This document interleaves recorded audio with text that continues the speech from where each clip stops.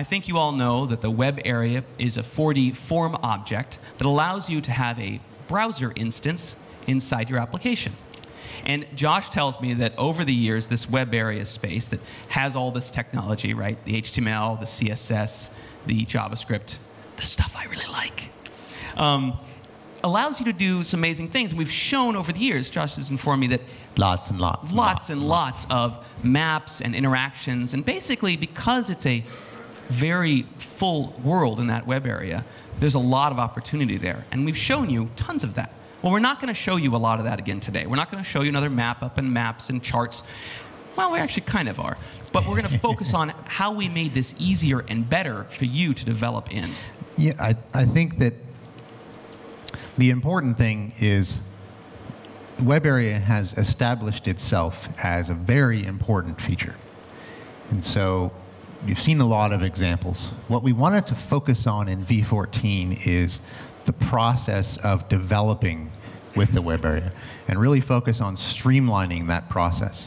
And so we have two new features to talk about: the web area inspector and the web area callback.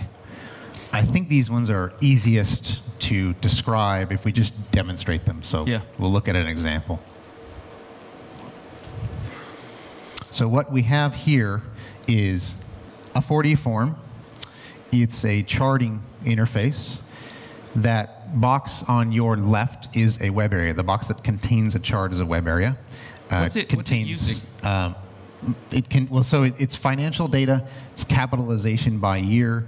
The charting API that's being used itself is one called JQplot. It's a free open source JavaScript library. Now, first point that's interesting.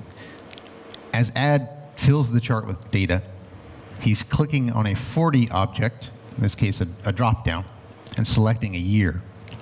As a result of him clicking in 4D, the chart is being updated. So the first thing we'll look at is, how did we do that? So go ahead and trace one of these calls.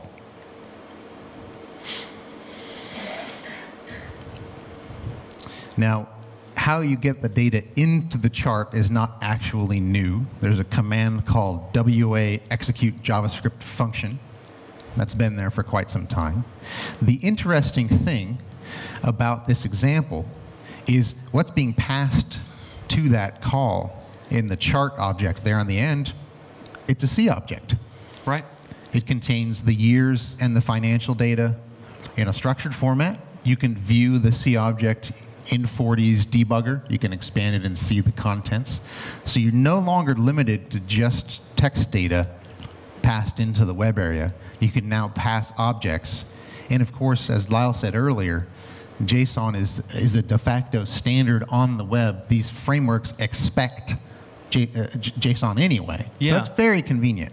I want to point out that this is calling something called create chart. Yeah. So that's a JavaScript function within the web area called create chart. Keep that in mind. We'll go ahead and run this. So it ran, it filled the chart, it drew it, but what happened to my data? What if something is wrong in my C object? And so I'll ask you, because you're the web guy. In the web, what do you do if there's a problem in a web page? Well, modern web browsers allow you to inspect the web area space, or the web browser space. So we added that. That makes sense, right? So let's go ahead and pull up that inspector. So this might look a little like, whoa, HTML, JavaScript, CSS, but it's actually something you know very well. It's just like your debugger tool in 4D. Very similar, right? You can look through the language, you can set breakpoints, you can go through debug mode, you can execute arbitrary code, and actually make 4D expressions in your environment. In here, you can make JavaScript expressions. So very similar tool. Let's look at a little bit how it works. Ad has actually found that create chart function, right? This function right here, create chart, we specified. And here is some data being passed to it. So what we'll do is we'll set a breakpoint at that spot. And now we'll go ahead and run this again.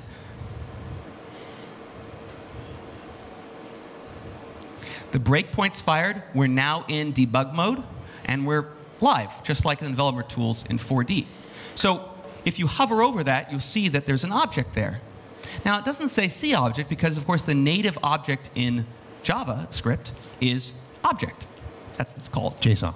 JSON. Well, oh, I see what you mean. The way it was Sorry. passed is actually JSON. Yeah. JSON is inherently part of the language, if you will, of JavaScript. Yeah. So when 4D took the C object, called that method, converted that to JavaScript for JSON, passed that method call to the JavaScript space inside the web area, and then it got turned into a native object inside of JavaScript. So really transparent to do that, really quite nice. So now this method, if we go ahead and run it, is going to update the chart. Oh, let's go ahead and inspect for a second, actually. There's one more thing I want to show you.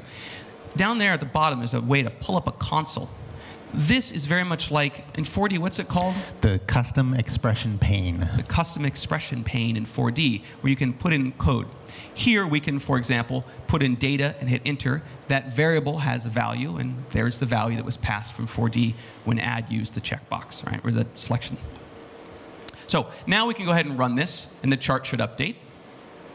And it did. Fantastic.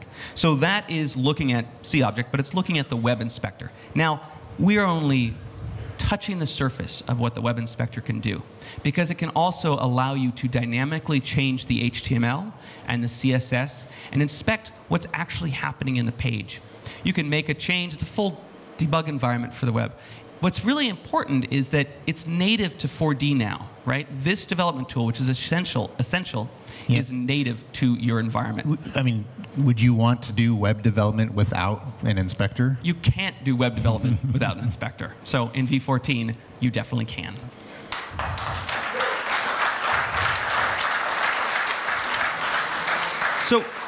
So this interface actually has more features. We'll look at the next one. If you add switches back to that capitalization report and clicks on one of those chart pies, go ahead and click on it a few times. You'll see that what's happening is that is being sent to 4D somehow. We'll look at that in a second. And then 4D is calling a method that actually does a query and updates the right-hand side, the list box on the side. So let's go ahead and take a look at that as well. We'll go back to the web inspector. And the method that is clicked on, where it fires when you click on, add will actually put a breakpoint in as well. It's this block right down here, right? And he's going to put the breakpoint right there. And then notice that $4D. Go ahead and run it, add, by clicking on the web area. So now we're in debug mode. The thing that little $4D was created by the 4D system when it created the form object for you, right? So as it ran the form object, it inserted into the JavaScript space this JavaScript object, which does a very nice thing for all of us.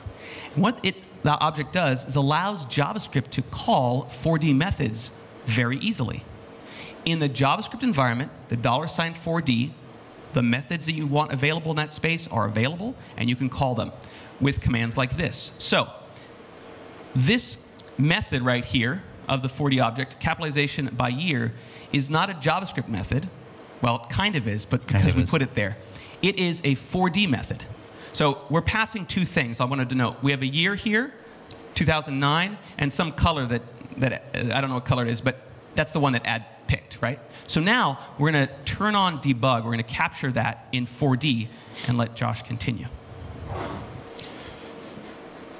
So the JavaScript within the web area is able to call back directly into 4D and execute this method, capitalization by year. You can see maybe you can see the method name up at the top there. Remember, we passed two parameters. So there's $1, which has the year, and $2, which has that color. We take the year, we go off and query the data. We take the color to set that color that you saw on the list box. Simple as that. Run that code, and it fills in our data. Ah, it was an orange. The color was an orange. Phew, I'm glad I know that now. So the point is, with the web area callback, it is very easy to call your methods in 4D from JavaScript, closing the loop.